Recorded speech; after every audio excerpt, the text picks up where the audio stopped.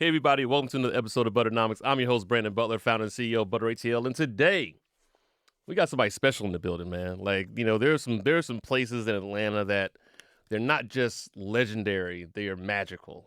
And if you grow up in Atlanta, you know what I'm about. You know about this place I'm about to name, man. There's a good chance that just damn near any of your favorite artists, any of your favorite songs have come through this place, have come out of this place. And today we're going to get into it, man. We got the one and only Mr. Curtis Daniel III of Patchwerk Studios. Bro, how you doing this morning, man? Man, I'm doing great. I'm smiling. Look at you, man. Look at it's very rare that stuff stops enough so you can sit down and hear stuff like that. I always hear people go on shows and they always talk about that was a good intro. And I'm excited. I mean, if you know that much and you about to tell these stories, I'm here for it. Hey, man, look, yeah. I appreciate you pulling up, man. So this is what we're going to do, man. I mean, again, Patchwerk is definitely, I don't know if y'all have a historic plaque, but I'm just saying we need to get like a historic plaque something out there, man. Because again, most of the classics, especially from Atlanta, just all over the place, have come out of that studio over the years, man. And y'all have done some amazing stuff. Like I said, it's not just legendary, it's magical. But what I did, so what I do with all my guests, man, I love this. People say, tell me about yourself, give me some background. I do it a little different over here. We got a little tech infused in what we do. We mix it up. So what I actually did is I went on ChatGPT. Oh, Lord. And I said, ChatGPT, write me a quick bio and introduction of Mr. Curtis Daniel III. And this is what it came back and says. I'm going to tell you what Chat is saying about you. You tell me. You talking about the studio or me? You. Oh, okay. I've never even Googled myself, man. It talks about the studio a little bit. It's you me? tell me. It's the right person? It's the right person. I double-checked it. So let me say this real quick. So one time I had 2 Airbnb properties in Atlantic Station, probably for like 14 years. And I never knew that people was reviewing me. And so I was considered a whatever you call super it. Host? A super host. Yeah. And then one day I clicked, man, I had like 50 reviews of people saying nice stuff about me, and I never knew that. So I'm interested in what this ChatGPT had to say about me. I want to hear it. Well, you know what? That just shows that you do good work, you do good business. If you're doing good work and you don't even know people saying good stuff about you, folks be nervous about the bad stuff. Like I ain't got nothing to worry about. But when you pull it up, you got all these 5-star reviews, man. Like that shows what you're really doing over there, brother. So this is what it says. It says Mr. Curtis Daniel III is co-owner and driving force behind Patchwerk Recording Studio, a legendary Atlanta institution that has shaped the sound of hip-hop for over 3 decades. Under his leadership, Patchwerk has recorded and mixed music for artists like Outkast, T.I., Jeezy, Beyonce, and hundreds more, earning more than 200 gold and platinum plaques along the way. What began as a small studio space in 1995 has grown to a state-of-the-art facility known for technical excellence, creative energy, and its deep ties to the Atlanta music community. Beyond the booth, Curtis also leads I Do Music, a nonprofit that helps aspiring artists and industry professionals gain knowledge and tools to thrive in music. Whether he's running sessions, mentoring the next generation, or organizing Patchwerk's annual music festival and 5K, he remains focused on one mission: building real community through music. That's good. I agree with that. That's on point? Yeah. I believe in helping people, man. We want to be great. Man, 3 decades. Man, it's emotional, man. Honestly, I mean, I just be telling people it's a joke, but 30 years, and they like, to me, I always say they like dog years because dog years are multiplied by 7. Right. But we've been dealing with all kind of special clientele, so it's been a grind. Yeah. It's real. I be looking at that. I kind of like the way I give a perspective of every year when we celebrate. I literally just make a post and write out every year, 1995, 96, 97, and literally just write it out.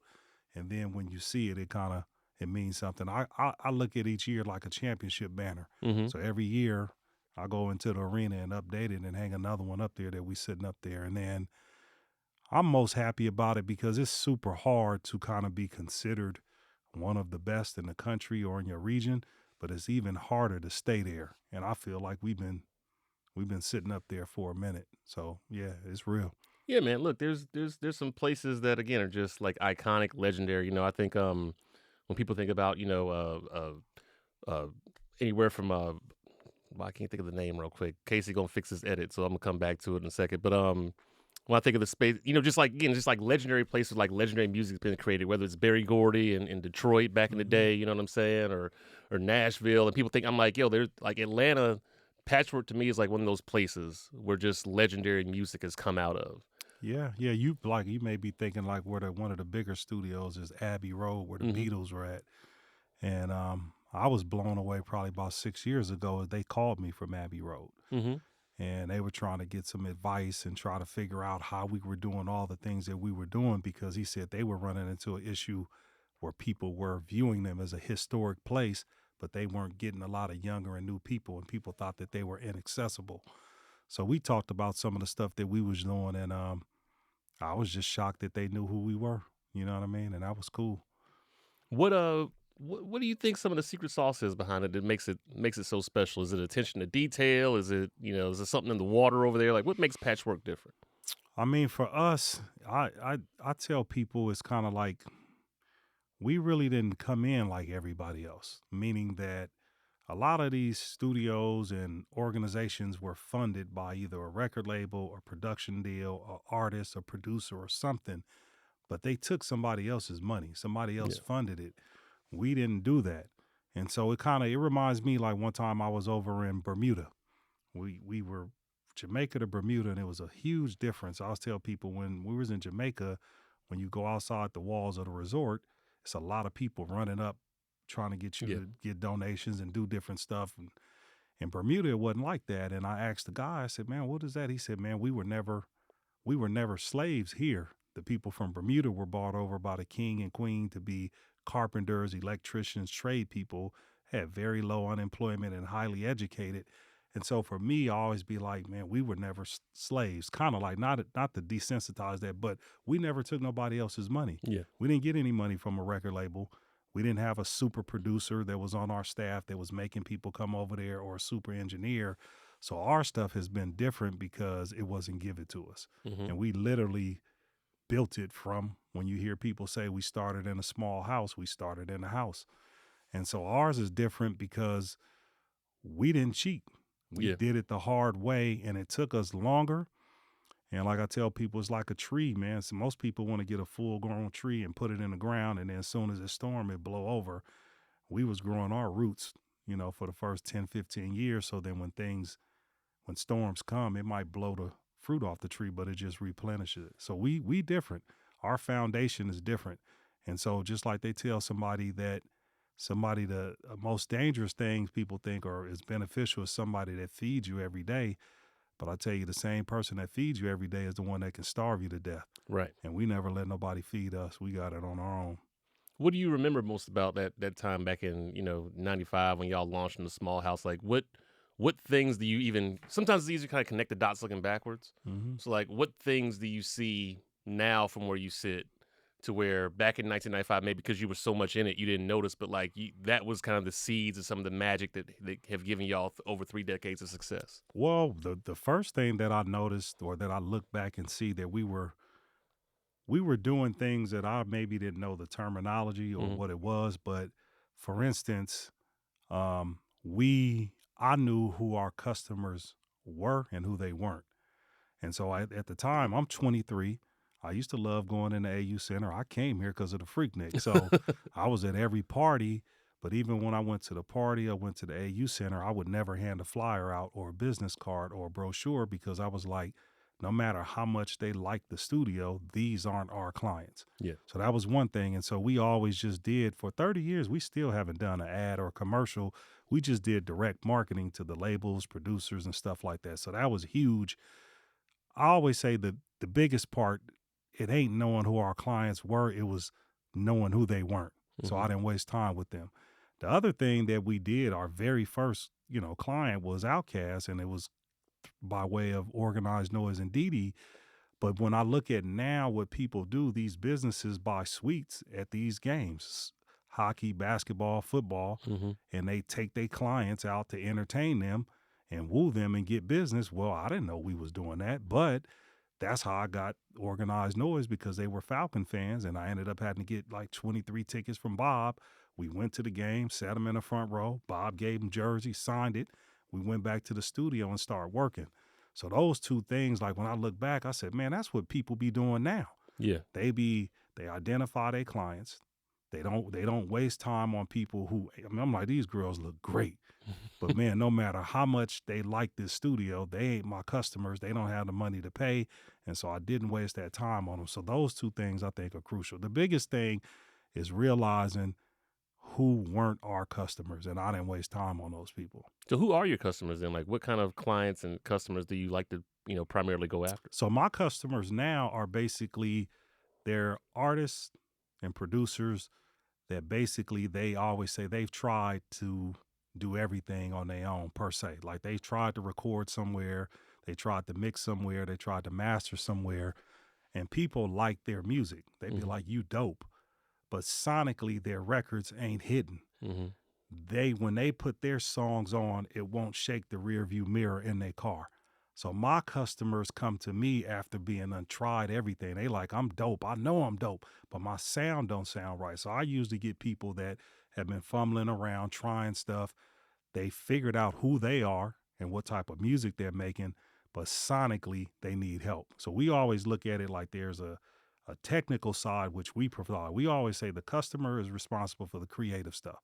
They bring the creative, but it's our responsibility for the technical and the sonic. So my customers are people that have been working in home studios, paying $35, $55, $65 an hour. All their friends think they dope, but when they go from that Rick Ross record to their record, it falls off Mhm. and they frustrated. So now they like, man, I just need my sound right, and they come to us for that. How is that? Is that your background? Like, how did you get to that place to where, not only, again, people sometimes kind of say like there's a certain sound that comes out of certain areas. It just kind of feels a certain way. Like, how did you develop that over the years? Trial and error. I mean, our rooms weren't built properly. That's why we know so much now. I mean, but I knew it wasn't. I learned that it wasn't, and I always tell people that I believe that there's a place for every room. I think the issue is when you overstate your capabilities. So again, I knew what we couldn't do. So we started off telling our clients, we're only a recording studio. We don't do any mixing or mastering. Our rooms ain't tuned. We can't really hear the records. So we just did a whole bunch of recording. And then some of our clients, they would like the way our rough mixes sounded. And they would be like, we want to use this. So we started trying to do that. But again, we never overstated our capabilities because I didn't want to be like, hey, we're a mix studio. And then they go to this world-class facility that's really a mix studio and compare it. Then they would have something negative to say about us. So we just stayed in our lane. Again, we knew what we were good at. So our first goal was to become the best recording studio in the Southeast. That's it. And then, once we got known for recording and people began to trust us and like the way we worked, then they start saying, hey, man, I wish y'all would do mixing so we don't have to go over here. So then we added a mixing room. So we're recording and mixing. Then people would be like, at this time, man, I wish y'all did CD duplication. We start kicking out 3,000 CDs a day.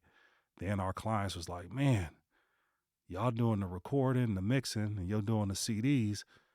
We like working with you. We wish y'all would do a mastering studio. So we added that and then the paperwork. So my thought was, let's be great at something. Like they always tell people, the grocery stores put the meat on sale to get you in the door. Mhm. And then they hit you over the head with the Windex and the cleaning thing. So our calling thing was we wanted to be the best recording studio. And then we wanted to build trust with our customers. And then if we sell in studio time and they like us, then they see something else in there, they want to buy it, and then we provided that. So typically, the only way, we're here 30 years, and I can probably tell you we only really do 7 things.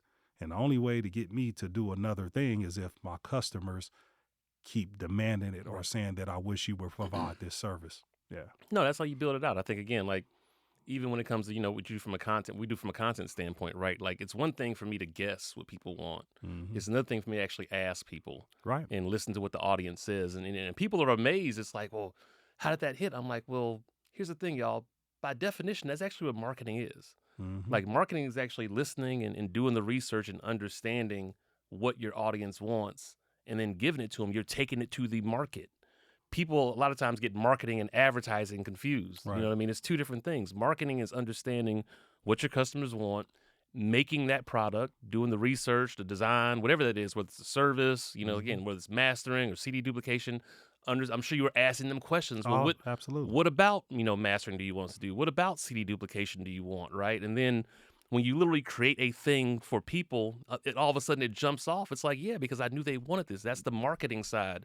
And if you're doing the marketing right, the promotion and advertising is a whole lot easier. Yeah. And so it sounds like y'all hit the mark on the marketing side and really listened to your audience a lot. And that's what built that trust. And that's why you got Outkast and Organized Noise and these folks coming to you all right out the gate, because you really built those relationships. Like, what have you learned about relationships, over the last I couple of mean, decades in this they business? like I said, our first relationship meaningful was, was with Didi and Organized Noise. And again, we came in saying we're a new studio. You guys been recorded in New York, LA, and Miami. We don't know everything, but we're willing to listen and learn and give you guys every. So when she would be like, "Hey, studios, you got to have a runner," we would get a runner to go get their food. Mm-hmm. Hey, they need a place to smoke. We made a smoke room. Hey, man, you got to have video games. We did that. She was like, "You need vending machines." That killed us. So we got some vending machines.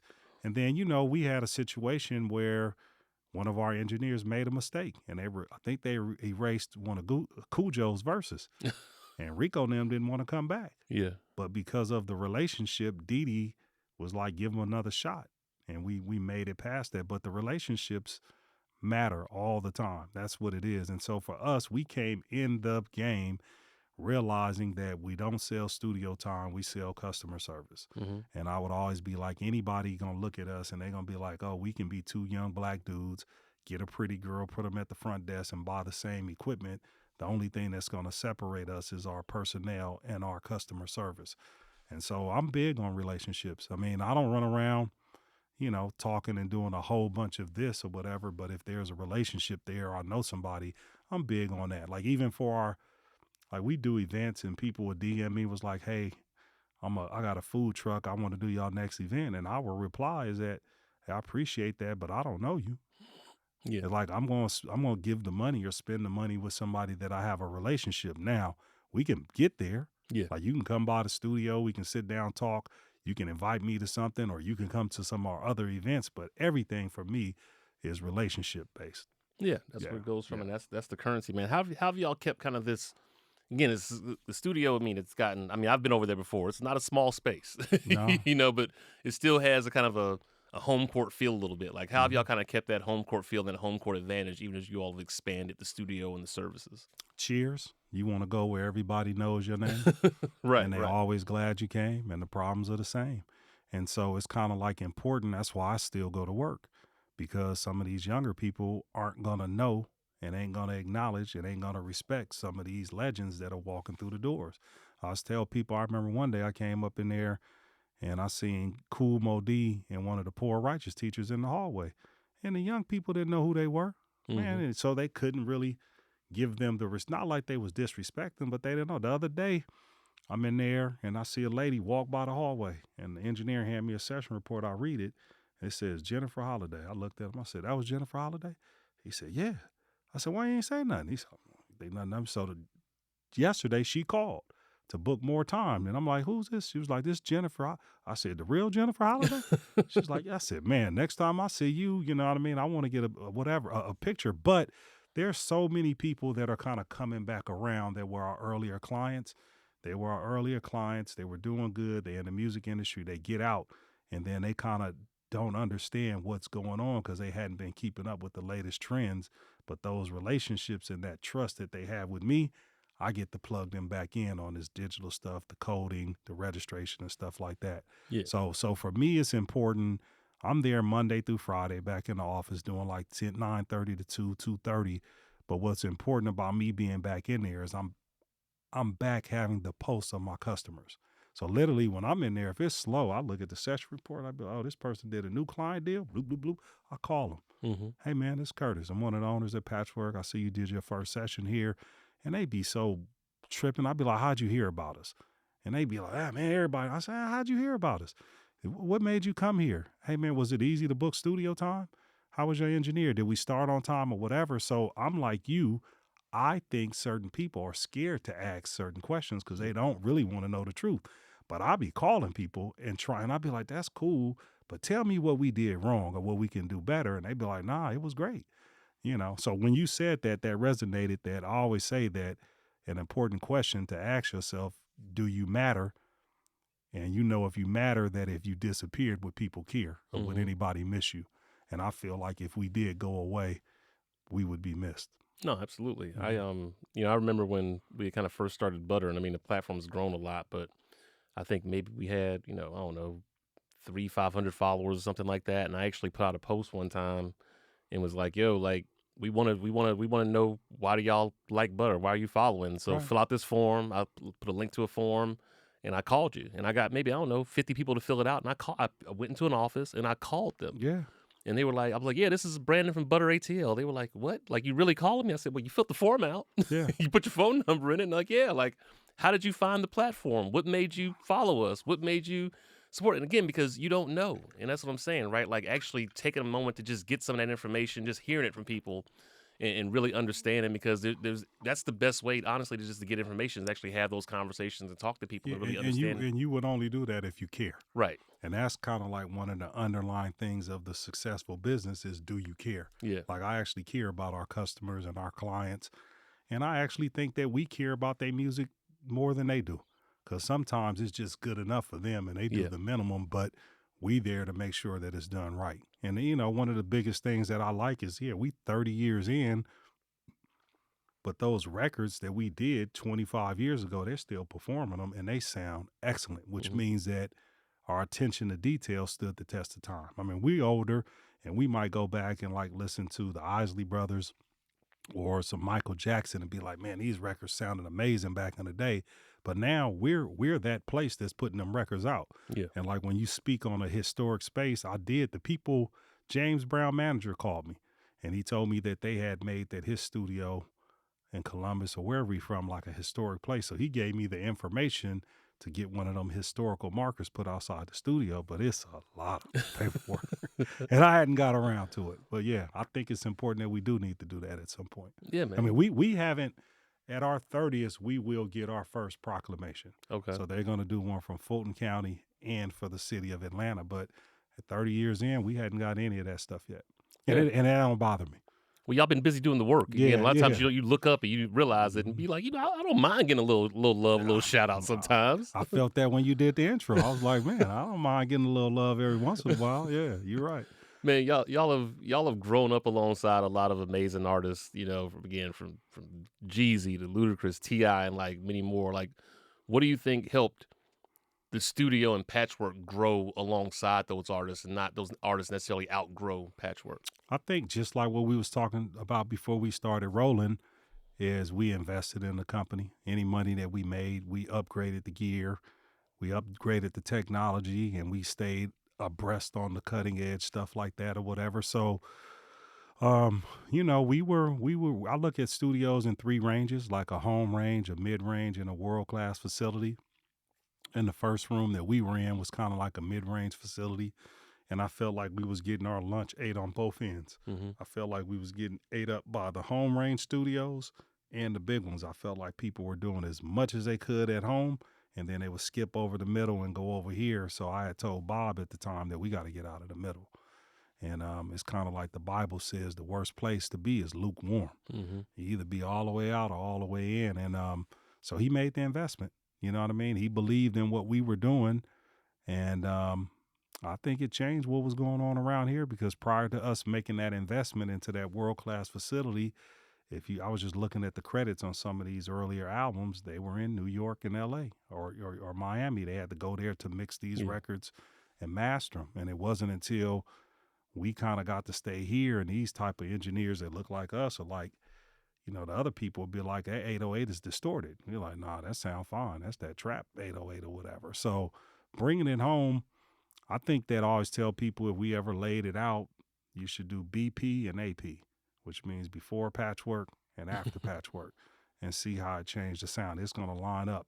It'll line up right on top of it when things start changing around here. Yeah, man. And I don't want people to think that, obviously a lot of people are going to associate, Patchwerk with, again, like rap and hip hop and a lot of iconic stuff, but y'all do a lot of stuff, man. Like, I remember when you were telling me about, you recorded a violin album for Minister Louis Farrakhan. Like, just give people maybe a little bit more idea of the scale and scope of all of the stuff that you all do there from like a music standpoint? Because again, it's not just rap and Yeah, hip hop. yeah, we've done Sting, we've done Annie Lennox, we've done Cher, we've done One Direction, we've done Justin Timberlake.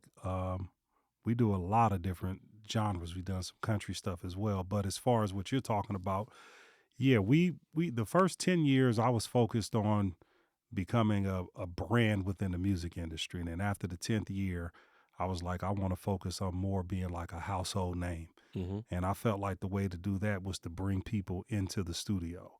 And so we started doing events where the general public was invited in, like our I Do Music, our workshops, our podcasts, and stuff like that. People don't realize how studios were before we were there. Most of them were owned by an artist or a producer, backed by a label. And if you didn't have any affiliation with that particular person, you couldn't get in there. The studios weren't open to the public. We opened them up. So we started doing events and bringing regular people in so they can see all of this stuff. And then now our model is the studio model. I mean, most of the studios that have come after us, either the owner or the architect came to sit down with me and ask questions, and I showed them how we did things. But yeah, it's a pivot to bring the people in. And like I said before, you still, if you ain't signed to So Def, you ain't really getting in JD Studio. Back then, Yeah. if you wasn't on Rowdy Records, you wasn't getting in DARP. And if you wasn't signed to LaFace, you wasn't getting in La Coco. And if you didn't know Bobby Brown, you couldn't get into Bosstown. Right. And so we came in as a 100% commercial facility, and we positioned ourselves as Atlanta studio. So even when we had people coming from out of town, like Cash Money or Nas or Jay-Z or whatever, instead of going to somebody else's studio that you're in competition with, you want to be able to anchor down in a place that can become yours while you're there for those 3 weeks. And so we've just always looked at ourselves as Atlanta's. We belong to the city. It ain't really me, or it wasn't Bob's or nothing. This is Atlanta studio, it's Patchwerk. And so the weird part about it now is that a lot of the studios have gone back private. So our bigger studios, Doppler was our granddaddy. Somebody bought that and they were going to turn it into a wrecking yard, but they pulled all of the gear out and they rent out rooms to people. Then Silent Sound, Tip bought it. So now it's private. DARP, Future bought it. So now it's private. Bobby Brown Studio is owned by Stankonia, Outkast, so it's private. And so all these places are reverting back to being private. And so it's interesting, and we still sitting there just hustling. You know what I mean? It would be nice I think it would have been cool. I remember at one point when Polo was hot and they wanted to rent our studio out for a whole year. Jimmy Iovine flew down. Another dude flew down with him. They came to the studio and they wanted to rent the studio out for a year. And I told them no. And they didn't understand why. And I said, you're going to kill my client base. Yeah. You know what I mean? If all these people calling me and can't get in the studio for a year, they ain't going to call me no more. Right. And I believed in ourselves to be like, we can book this room up on our own. I don't need no one person to give me this money or whatever. So it was interesting. And then a lot of other studios, I be seeing them bragging about clients that they got, and they don't realize that they called me first and I told them no. Or I told them, like, you can't smoke in here, so go somewhere else. And then they bragging that they got Future or Lil Wayne, and I'm like, well, I told them to get out. You know what I mean? So it's cool. And then, yeah, we ain't really trying to be that trapped out facility because we have judges, we have attorneys, we got Kirk Franklin coming in, you know what I mean? We got kids tours, we got colleges, we got all these different things going on throughout the day, and we ain't trying to trap it out. Yeah. And so sometimes they don't understand that, like, why we can't smoke in here and why we can't stand on the table. And I'm like, it's bigger than rap, man. We doing other stuff throughout the day. And I keep saying it's weird where it seems like so many people, when they go places, instead of elevating to the new place that you went to, bringing yourself up, it seems like they want to pull everything down to where they operate. Yeah. And I don't want to do that. And I'm like, man, you're not finna come in here and act like you at your house or your homie's house and trap this place out and not observe all the rules. My expectation is that when you come here, you need to raise yourself up because we want to be great. You know what I mean? Yeah. Yeah. So it's always interesting, man. Like, I've noticed that in general, right? A lot of times people think because they're, paying for a service or paying for a space, they can kind of do whatever they want to do in it.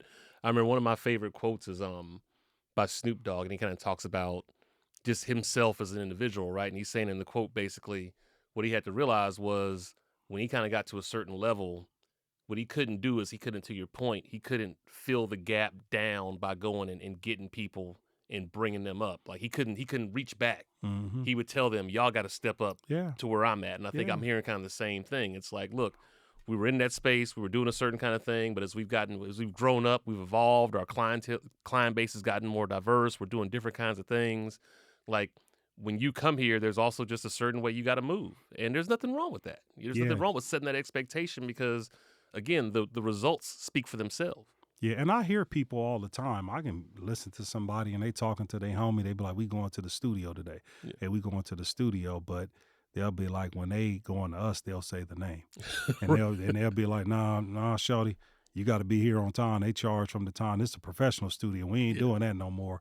And so that was always cool is that, man, that's the expectation that we can operate at that level. And so we've never branded ourselves as a Black-owned studio or minority-owned. We never got any money from the city. We don't have any grants. Man, we out here working, and we trying to be great. You know what I mean? So if people want to operate on, I'm not coming down. Yeah. It's my pride to tell people to get out. I want the reputation to be that they don't play, which is what it is. So, like, I'm supposed to go today and go meet at, I probably shouldn't say this, but Tip been calling me about 3 times, and he's asking for my help with his facility. And I was approached probably about 5 years ago from Jeezy's people to help with his place. And one of the things that Jeezy said, he's like, man, I don't want nobody else to do it but you because I respect you. He's like, man, you wouldn't let Snoop smoke up in there.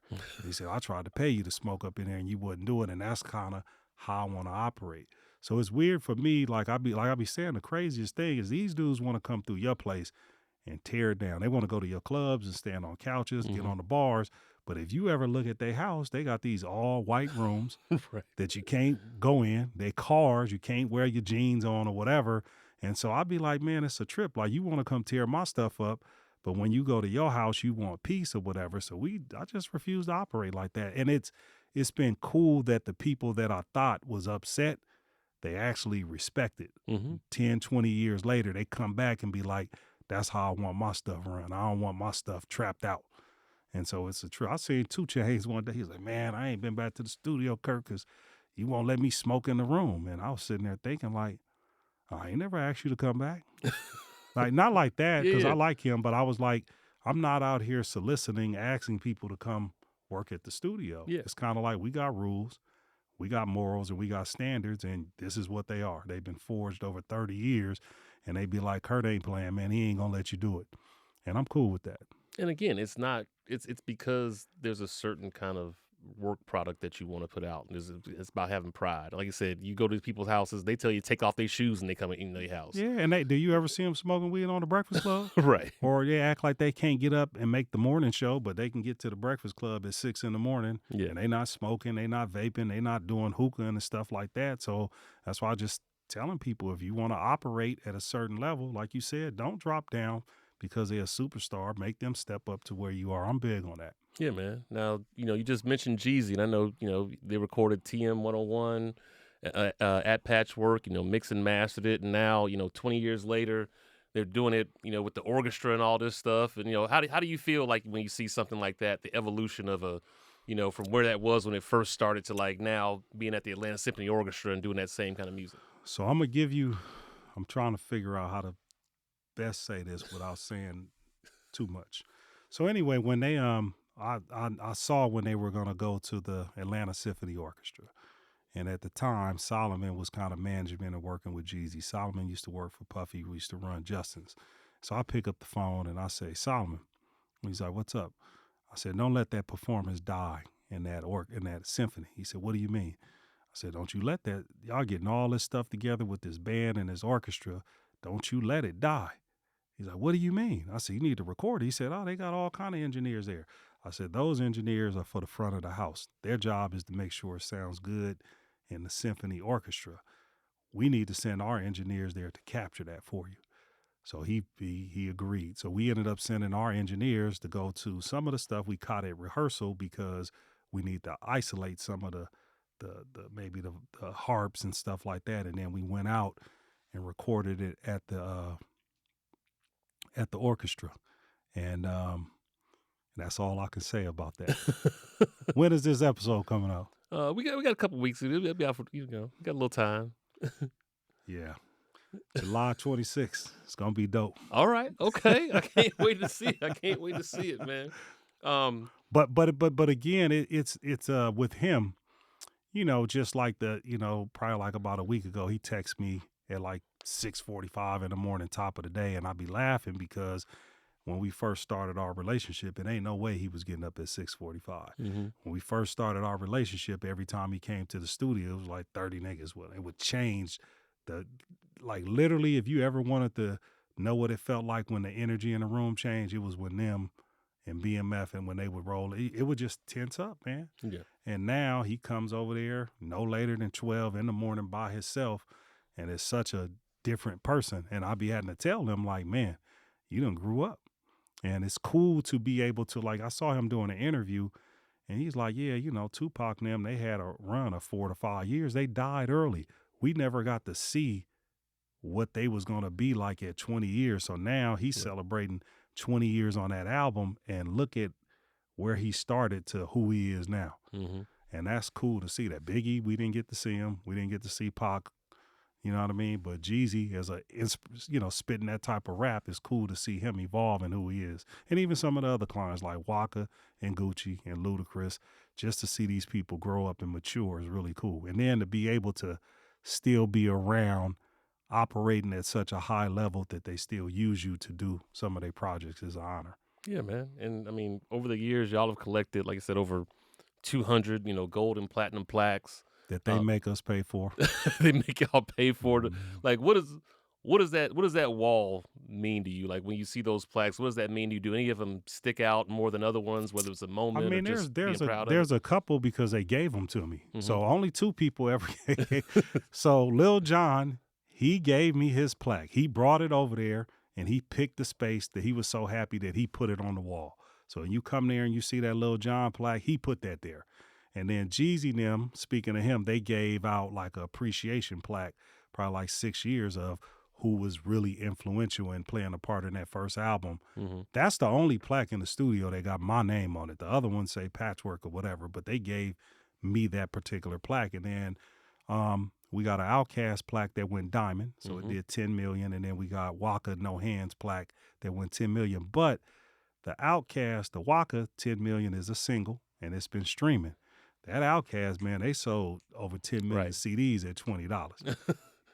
That one right there means something to me. And then my favorite artist, we got a Tupac plaque. So if you walk in the studio, it's probably the biggest plaque there. It sits underneath these lights that shine on it. And I love that plaque. Yeah. And y'all getting ready to throw this 30th anniversary event. Why are you making it a festival? And like, what do you want people to walk away from Patchwerk feeling like that day? So on the 20th anniversary, I asked people, what should we do? Everybody like, we should do a concert or a party. I said, man, I just be thinking that like concerts and party, to me, they tear people down. Like, you drink all night, you got to drive home, you tired or whatever. It's not putting nothing back into people. So I only ever did the 5K because I felt like it was healthy. My concept was Patchwerk, we run the streets. Let's really get out in the streets. So we did this 5K where we had over 300, mostly black people, running the streets of Atlanta. We started at the front or whatever. Then we come to the 30th and they keep saying, man, we need to have a concert or a party or whatever. And so one of the guys that used to run the record label told me he would do it. And so I agreed to it. And I said, I'm going to do the race. You got to do it. And of course, he ain't did anything. Nothing. I had to get the guests. I had to work out the deals. I had to get the sound or whatever. So I feel like I got hustled into it. But the goal of it is, one, is free parking, right? I don't have any VIP sections. You know what I mean? The artist is going to be amongst us. Food trucks and all this. So good food, good drinks, good location, good people. I just want it to feel like Patchwerk, feel like home. Feel like everybody can come out there. You can bring your kids, you can bring your dogs, and just have a good time. And literally, we were going to give the tickets away, but we turned our I Do Music into a nonprofit. And so we just telling people donate $5 to I Do Music, which is tax deductible. We're going to give you a ticket. I think our most expensive thing we had was a table that hold 8 people. backstage, and we sold them for $60. So it ain't about the money. I want to take the money to cover the expenses, and then next year we have a bunch of people. Like yesterday, we had Georgia Tech with 28 kids come and do a tour. We may have some private schools that bring a bus, give people lunch, come do a tour, and then some of the minority schools, they riding in cars to come down there and they can't really do lunch. My goal next year is to raise enough money through I Do Music where we can sponsor at least 3 to 4 different schools to come do a tour of the studio, and we can pay for it and buy them lunch and help with the transportation. So that's how we kind of want to get back to spinning around. Yeah. So we did an event the other day that the feedback was like, it just feels good. We did a vinyl party. We brought in Pastor Troy, Rocco, the Young Bloods, and some executives and Fabo, and played records off of vinyl. And I felt like it recharged the artist, because that was, like I keep saying, most of the diehard fans never get to be that close to them. They're usually sitting at the top of the stadium and all this stuff. And so they got to eat with them. They got to talk to them. They got to take pictures. They got to listen to their music and hear the stories. And all everybody keeps saying is thank you. I needed that. It felt good. And so if we can achieve that with the Music Fest, I'd be happy with that. I want people to walk away feeling appreciated, valued, and recharged, and ready to move forward. Yeah. Now, you mentioned I Do Music. That's your nonprofit. It's been around for 14 years. Like, what exactly does that do to help kind of bridge the gap with these classes and education? So under Patchwerk, I felt like we got pigeonholed as a hip hop and R&B facility. And I felt like I Do Music opens it up. Everybody does music. Doesn't matter the genre, the color, whatever. So we had that brand going. And then we started doing all of our educational things underneath I Do Music. So anything educational, workshop, podcast, masterclass, different events, tours and stuff, we did it under I Do Music. And so I wanted to make it kind of more nondescript and not so hip-hop-ish, not so rap-ish and stuff like that, and kind of open it up. So that brand does that for us. So the mission statement of I Do Music is to educate and empower artists and musicians worldwide. Just that simple. So that's what we're trying to do with it. And then it's weird, I get so many people, we coming up on 30 years. So we were at 29 years when we established this as a nonprofit. And it's like, man, I feel like it's snakes coming out. There's so many people that be like this. Like, I already know what our reputation and our goodwill is in the community and what we did. So it's kind of like sometimes a lot of people, they'll start their nonprofit. They got to go get all these people on their board to give them credibility. Yeah. And then you kind of starting out without a reputation. And so some people have said, I did it the other way, where we done worked for 29 years, built a reputation. We already been doing this stuff in the community. And now we have a physical location that belongs to us, and we set up a nonprofit. Everybody keep coming up to me trying to partner with me, but they trying to partner with me because they want to make money off of it. Right. And I'm like, our board is me, my wife, Mike, and his wife. Mike's the other owner. I don't need the hype. We actually want to help. And so it's so many people keep trying to rush me into doing things. And I'm like, well, that's the wrong reason. I don't care if these grants or they giving out money right now. We actually want to help our people. And so that's what I'm looking to do for it. And so like last year, I had to fill out a form. It was funny when you fill out the form at first, it was kind of asking like, how much money do you expect to make in a year? And I was like, shit, nothing. The nonprofit yeah, form. Oh, yeah, I know. I feel one out. I know. I was like, I don't know. To make no money, man. What you mean? Somebody gonna give me some money. And so last year, we had to add up how much money we collected, and we collected about $8,700. And I was like, off some BS, like we didn't really do anything. And it made me feel good. And that's why I keep saying is like, I got my own grade scale. I'm not operating off of everybody else. If my video get 100 likes, I think I did great. Yeah. If 300 people watch our podcast, I'm like, I'm not comparing it to somebody else. So in my world, if somebody gave us $8,700 over the course of the year and we use that money to sponsor kids to go to our workshops, I feel like we unstoppable. You know what I mean? So yeah, next year we should be queued up where we can do some real fundraising and then start making some bigger impacts in the community. That's the goal. Hey, man, I'm trying to stay away from the suckers though, man. Brandon, I'm trying. It's hard. Bro, look, I get more people hitting me up about, can we partner? Can we talk? And I always ask people, it's like you can't That's put a the big word. it's a big word. Yeah. And you can't put obviously if you come to me, you come to me for a reason. And Yeah. I recognize that there's a value that we provide, but like what a lot of people don't always talk about is what value they're gonna bring to the table. Mm-hmm. Like you can see that it comes across in like a very transactional way. And like I tell people, it's like, look, you can't put the burden on me to figure out how you're gonna help me. Yeah. So when I ask people say, I want to partner with you. I say, well, what does that mean? What does that look like? Like, tell me, like, we ain't got to get on the phone to talk about it. Just tell me, like, what is it? Because I can make that determination. But like, what I can't do is, and I've done it before, and I'm like, yeah, I can't figure out where you can fit in at. Right. If you know what I do and you know what Butter does and you are aware of it, They then giving you an extra job. yeah, you giving me more work. I got plenty of stuff to do. So look, can I say this one thing that just we're new in that space. Mhm.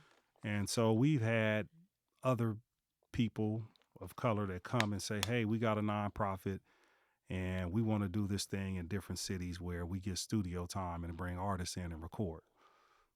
And I'm like, okay, well, what you want me to do? You want me to donate studio time? And I was like, man, come in the office so we can talk.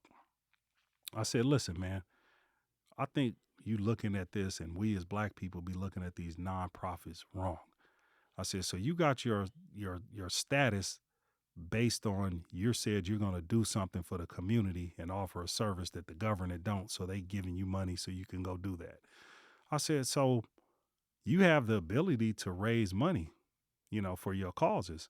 Why don't you go out there and raise money, tell your people that, hey, I want to do this for the kids and put them in the studio and raise money and come to me and pay me. Yeah. Yeah. Come to me and pay me because that's what all these other nonprofits that ain't black, they write a check to book the studio time for the people. So I'll be trying to teach you. I said, listen, man, we can help you. We can create a campaign and have people donate to the nonprofit to cover the stuff. But we getting these nonprofits running around begging the people that we know to give up their most valuable asset that makes them money to give away to you. What do you got the nonprofit for? To raise money to help people, right? Yeah. You raise money to help the people, bring me the money and pay me. Stop coming around asking for people for free, man. No, I love that. And it actually makes me kind of want to ask you too, just, especially being in the music business, being in this space, being in the studio space. Again, you're dealing with everybody from artists to, the managers and the companies and the labels. And I'm sure some interesting characters out there, on all sides of it. What kind of mindset, does it take to stay successful amongst all that in that space? Kind of staying neutral. Like, you know what I mean? That's what they always say if they talking about me, that Kurt just ain't too high, he ain't too low, he don't get too mad, he don't get too angry. I may get angry behind the scenes or something with my staff or something, but that's never in front of anybody else. But it's just my mindset, my degree's in psychology, and so I operate from the standpoint that everybody is doing the best that they can with what they have. Yeah. And I operate from whenever I meet somebody, they have an A. You have to work to get the B and the C. You have to not turn in the work. You have to skip class. You got to fail on the test. You have to work. I'm going to give you the benefit of the doubt, and then it's up to you where you end up. So that's kind of like how, and then sometimes I just talk to people when they start talking crazy. Like there's a lot of times, and before the people in New York used to talk crazy, and I'll pick up the phone. I say, hey man, listen, I own the studio or I'm the manager at the time, and I don't talk to my employees like that. So you ain't going to be talking to people like that down here, man. And if you want to talk to people like that, you should go somewhere else. Yeah. And we just fix it. But when I do that stuff, like I tell people, what you mentioned, these artists and producers that are famous, the worst thing that you can do is try to have a conversation like that in front of other people, because they look at the other people as an audience and they finna put on the show. So I can have that conversation if I pull them in the office or call them off site, and I can kind of tell them something and don't do it in front of people. But I tell my staff, don't you go in that room and try to tell him something in front of 20 people, because he's going to give you a show. And so I just try to pull it off to the side, or like if they getting too rowdy in front of a bunch of people, I'd be like, oh, they putting on the show. Let me just get off this phone, or let them have this space, and then I'm going to pull them off to the side, and we're going to have a real conversation, and we're going to eliminate that. You know what I mean? I love that idea that everybody starts off with an A, and again, you got to work to get a B or a C. I think that I might borrow that. I think I'm gonna borrow that one from you, brother. Yeah. I love that perspective. Like when it comes to just lessons and how you kind of operate, like for the new artists, for the artists that are launching now, that want to emerge, that want to grow and to be successful. what's one kind of like studio habit that you would tell them they need to adopt as early as possible in their career? I think that they need to spend more time in the studio, and they need to spend time in the studio with more than just themselves. Like all of that great music was like when these people were going to the studio and it'd be 20, 30 people in there. Most of the time back in the day, they would say book a studio at 8 o'clock, and then they would leave at midnight, go to the club, and then they would bring the club back to the studio at 2 in the morning. Mm-hmm. And if them people was partying and feeling good about them records, they knew they had good records. I feel like music is being made by themselves. And so when these people kind of isolate themselves, they get more money, right? So now they got a movie theater in their house. They don't go to the movie theater. They got a bowling alley in their house. They don't go bowl. They got a chef. They don't go out to restaurants. And then they not in public. They get so detached that they not feeling what's going out there. I think it's a disservice for us, like I keep saying, that we show up and kind of cheapen things. What benefit does it do you as a producer or artist to say, I made that beat in 5 minutes? I ain't write my rhyme. I just went in there and said whatever. Okay, well now the record label's like, what I need to give you, $10,000 per song for. You just told me you can take that Radio Shack microphone and record it in your house and get a beat from your homeboy. No other industry does that. We the dumbest, we the most ignorant people. We lower the value into all of the places that we go to. And so I don't like that. Like the country people be like, nah, we wrote this song. Mm-hmm. We worked on it for 20 years. We brought 20 musicians in. We was in the studio. We rewrote it. We demoed it and all that stuff. So for me, I've seen people make a mistake. You get a budget from a record label and you try to be cheap on it. You bragging that, hey, I did 12 songs and I only spent $10,000 of my budget. Guess what the label do? They put your stuff on the shelf and say, we really ain't investing it, then we can get rid of them. Now, I see Mariah and them, they spend so much money that the album has to come out. Yeah. So you making a mistake by going around trying to talk down the studio, talk down the producers, talk down the DJs, talk down the videographers, talk down the publicists. So they're not invested in you. So they can just get rid of you. So I would just say, man, you need to spend more time, talk up your craft, stop belittling. You didn't just write that song that day. You thought about it in your car for 12 days. Then you went in there and said it. But I just think people got to be a little bit more intelligent of like, who are you helping by making it look like you made this movie on your iPhone in 20 minutes? Nobody's going to give you any money for that. Yeah, You know what I mean? I think people definitely gotten caught up in I don't want to call it like the mass production of it, but I remember reading this book. It was called The Future of Music, and kind of talked about, it's going to be the people that, bring more, to the space. I remember I was talking to my boy, Mr. Hankey, one time, and I was telling him, I said, man, look, respectfully, man, I'm gonna blame Lil Wayne for some of this, and he's like, what do you mean? I said, bro, like, Lil Wayne was making so much music, and it was good. All y'all thought it was easy. Mm-hmm. You know what I mean? Y'all thought everybody could do the same thing, and everybody just started kind of copying what he was doing. And like that was his lane, and he was amazing at it. He could literally sit there and, to your point, not necessarily write stuff down, come out with 20, 30 songs, but all y'all thought y'all had to do the same thing. And you realize there's a big difference between you and Lil Wayne. Yeah, some artists think they Sade. You can't go disappear for 10 years and Right, come back, man. come Ain't nobody gonna be there. She's special. He's special. Yeah. But he was in the studio. We had a 3-year run with Cash Money. Yeah. They were doing 18-hour sessions. So that's the was part in the that's the studio. part they don't hear Yeah, about. That's the yeah. part they hear about. They think, it was just all, I always say the hard, the hard part is making it look easy, but people focus on the easy part. But to your point, but they're Well, not talking about those 18 You hours know in the what? studio. I think that I always tell people, if you think about how hip-hop kind of first started, if you think about it, a lot of times, like the song Lottie Dottie in the Show, it was only a single with a B-side, Eric being Rocky and My Melody and I'm President. These people didn't believe in rap. And so they sought out the best people to do it.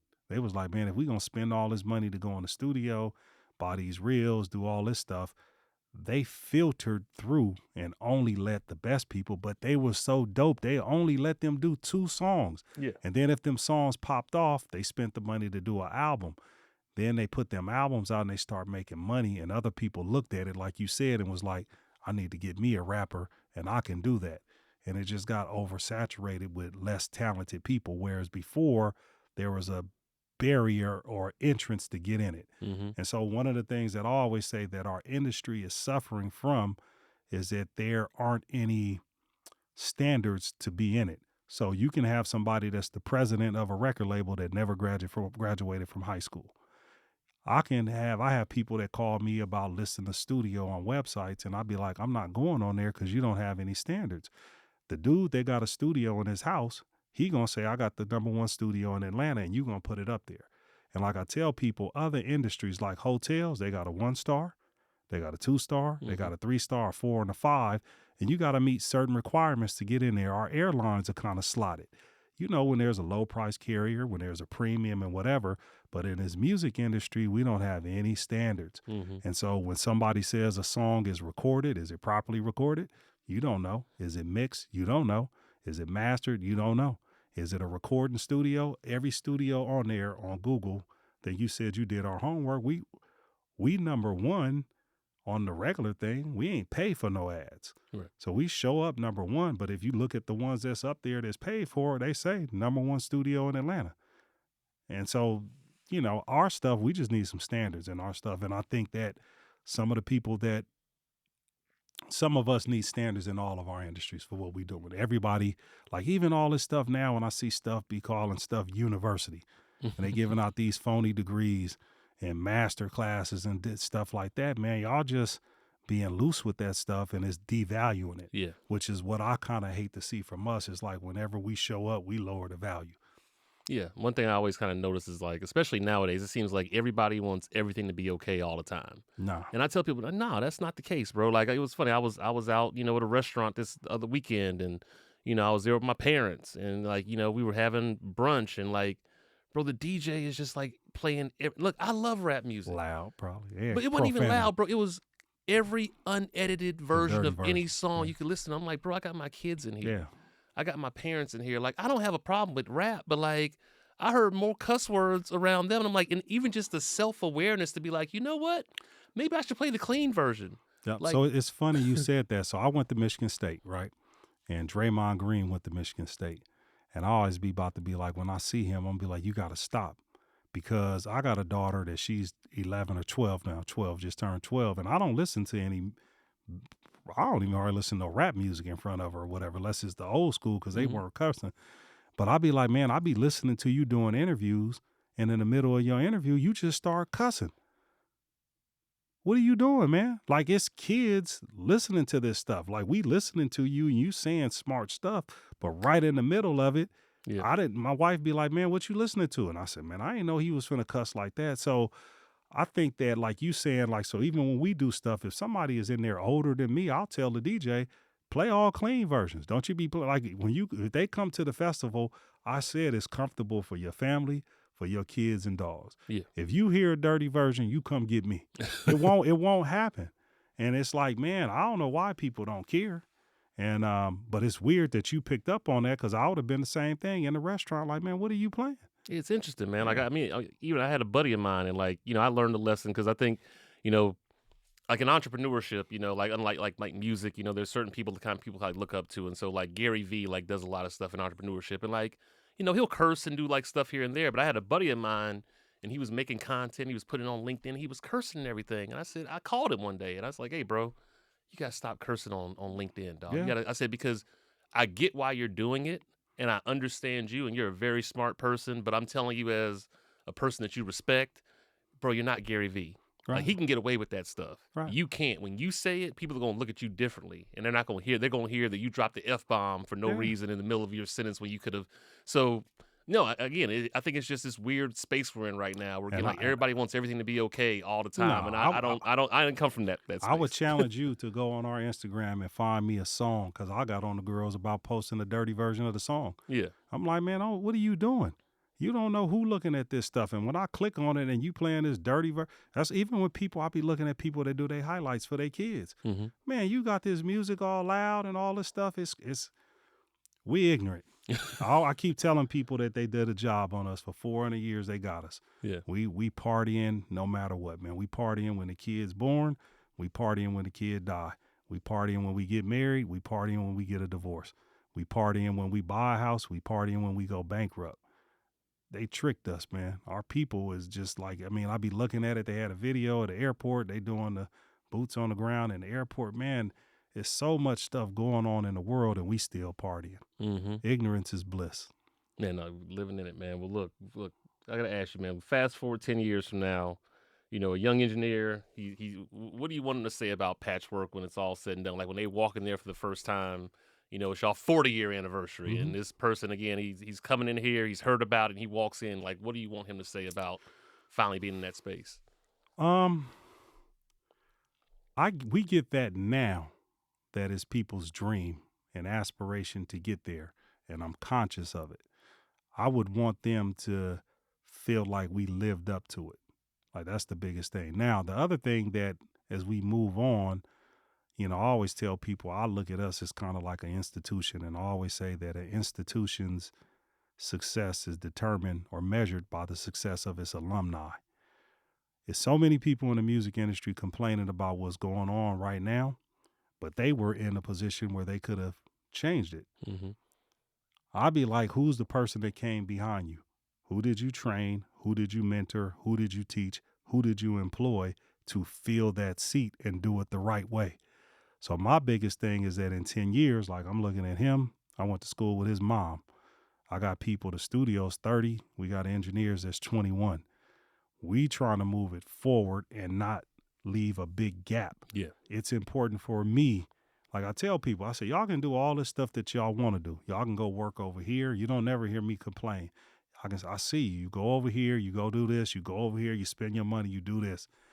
But when your niece and your daughter want an internship or a job, you sitting on my couch.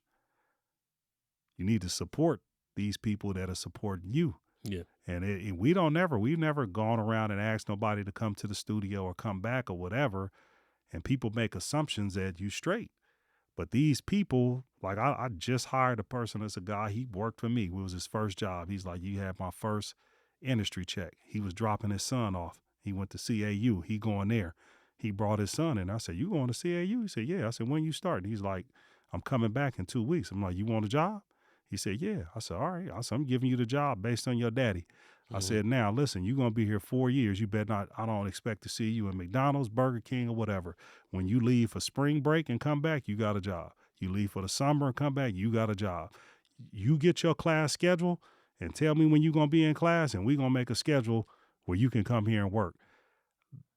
That's what I don't want to be sitting there and it's still about me in 6 to 10 years. You know what I mean? I'm trying to get there's a thing where, like I said, I think it's Mike, your cameraman, and this is Kanai, where they have all these ideas, which is good, and they have the energy. But we got to stay around to teach them how to turn those ideas and convert that energy into a business so that they can sustain. My biggest respect for people, he was talking about Maya early, and I love Maya because he employs black people. Yeah. I don't care about what your watch look like, what your car look like. That doesn't impress me. I can like you, but I probably still won't respect you. I respect people that employ people. Mm-hmm. And so we always have 26 people working at the studio. I've never missed a payroll. If you work at the reception desk at the studio, you will never field a call from a bill payer saying, I'm calling for a past due bill. That's what's important to me. And I got to be able to encourage the younger people that have this energy and these ideas, because I was that person. I came out of school at 23 and I thought that we can build a studio. I didn't have anybody telling me that we couldn't. My parents never told me that we couldn't.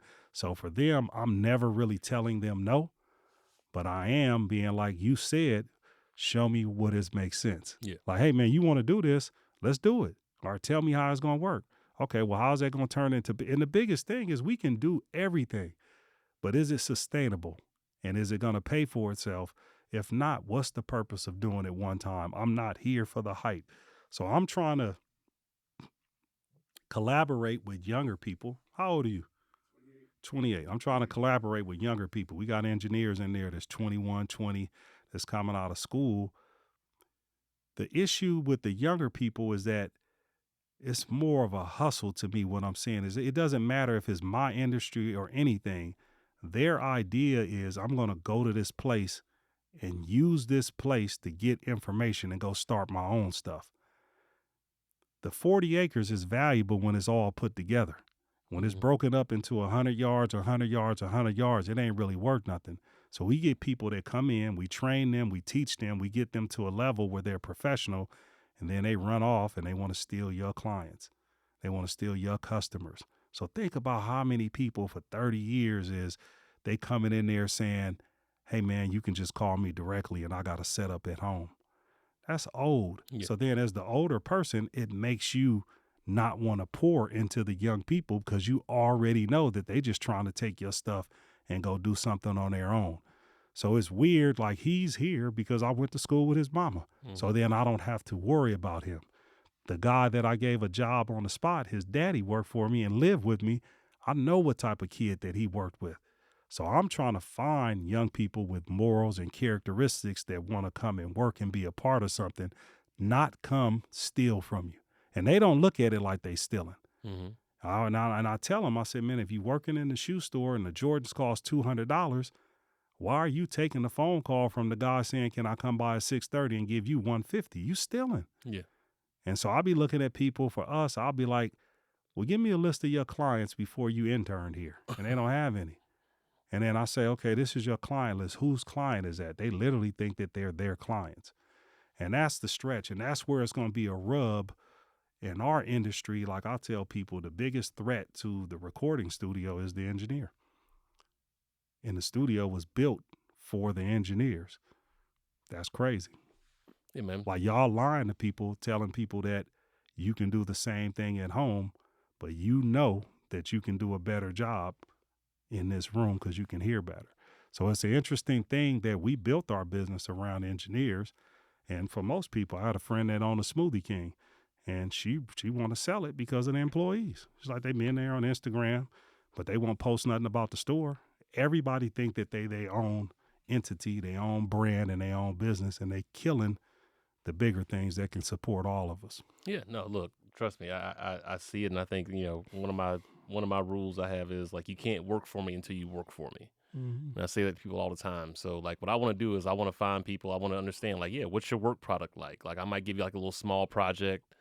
It might seem insignificant, Right. but what I'm paying attention to is, okay, how are you gonna handle this project? How are you gonna give it back to me? You know, is the information gonna come back organized in a spreadsheet, or are you gonna text it to me like it doesn't matter? Like I look at little things like that, and when I find people that do good work, that have a good work product, I'm like, yo, you keep them around. Oh yeah. You keep them around. And, you know, the way my dad always taught me, he's like, look, man, life is like a bus. You know, everything's like a bus. Some people gonna ride with you all the way to the end.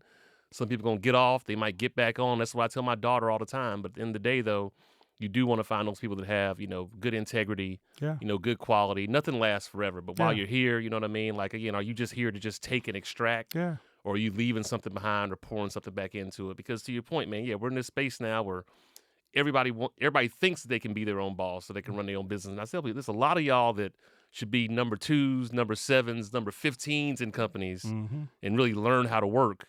Or that's just where you're supposed to be at versus like everybody has this boss mentality. You know what I mean? Like, all y'all ain't built for this. Trust me. And they know how to count money. They don't know how to count expenses. Man, I'm telling you, man.